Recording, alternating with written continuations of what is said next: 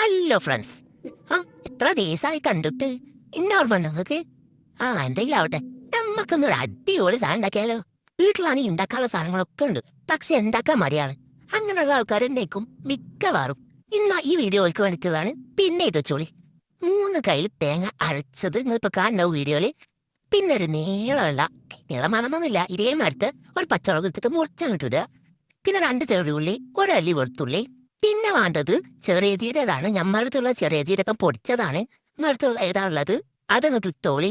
ഇനി അതിലേക്ക് വേണ്ടത് തൈരാണ്. നല്ല കട്ടിയുള്ള തൈര് എടുക്കണം, പുളിയും വേണം. അപ്പോ കറിക്കാവശ്യത്തിന് തൈര്. ഇന്റെ കുട്ടിയെ ഒരു കാര്യം മറന്നേനും, പക്ഷെ എപ്പോഴാലും കുഴപ്പമൊന്നുമില്ല. മഞ്ഞപ്പൊടി, അത് ആവശ്യത്തിന് മഞ്ഞപ്പൊടി, പിന്നെ ആവശ്യത്തിന് ഉപ്പ് ഇട്ടിട്ട് ഒന്നും ഇത് അരച്ചിട്ട് വരിക.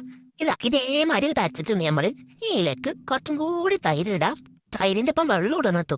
വെള്ളം ഒഴിച്ചണം കേട്ടോ. ഞാൻ വീട് എടുക്കാൻ മറന്നുപോയി. എന്തായാലേ എനിക്ക് ഓർമ്മശക്തി കുറച്ച് കൂടുതലാണ് വിചാരിച്ചിട്ട്. ഇനി ഇതും കൂടെ ഒന്ന് അരച്ച് ഇതേമാതിരി ആക്കി വന്നിട്ടുണ്ട്. ഇനി ഇതൊരു കടായിക്ക് ഒഴിച്ചു കൊടുക്കുക. അരച്ച ചാർക്ക് കുറച്ച് വെള്ളം ഒഴിച്ചിട്ട് ഇതേമാതിരി ചുവറ്റിയിട്ട് അവിടെ ഒഴിച്ചു കൊടുക്കട്ടാ. അപ്പൊ നമ്മുടെ കറിയിൽ കുറേ വെള്ളം ഉണ്ടാവും. നമ്മളെ അമ്മമാര് കാട്ടുന്ന പരിപാടി. ഇനി നമ്മൾ കടായി സ്റ്റൗവിൽ വെച്ചിട്ട് മെല്ലെ ഇങ്ങനെ മിക്സ് ആക്കി കൊടുക്കുക. ചെറുതായിട്ട് ചൂടാക്കാൻ പറ്റുള്ളൂ. ഇനി നമുക്ക് തൂമിച്ചുണ്ടാക്കണം.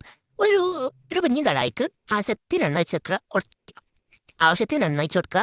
എന്നിട്ട് അതിലേക്ക് നമ്മളെ തൂമിക്കാൻ പാകത്തിന് 1 സ്പൂൺ കടുക് ഇട്ട് കൊടുക്കുക. കടുകൊക്കെ ഒന്നും വേണ്ട, നല്ലോണം പൊട്ടി വരുന്ന സമയത്ത് 2-3 ചോറുകൂടി അരിഞ്ഞിട്ട് ഇട്ട് കൊടുക്കുക.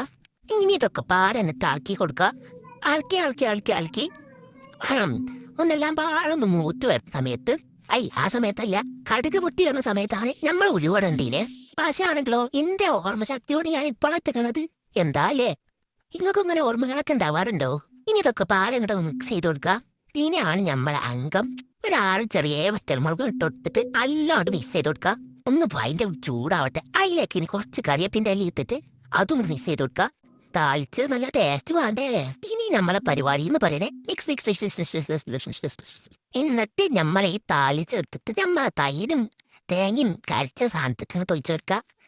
എന്നിട്ട് മിക്സ് ചെയ്ത് കൊടുക്കുക. നല്ല സ്മെല്ല് വരുന്നുണ്ട് കേട്ടോ. നല്ല മഞ്ഞ കളറിലാട്ടോ നമ്മളെ കറിക്കുന്നത്.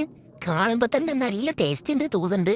സത്യമാണ്, നല്ല ടേസ്റ്റാണ്. അപ്പൊ നമ്മളൊക്കെ ഒന്ന് ട്രൈ ചെയ്തിട്ട് അഭിപ്രായം എടുക്കുക. അപ്പം ഇന്നത്തെ വീഡിയോത്തിലുള്ളൂ. അപ്പൊ ഓക്കെ, ബൈ.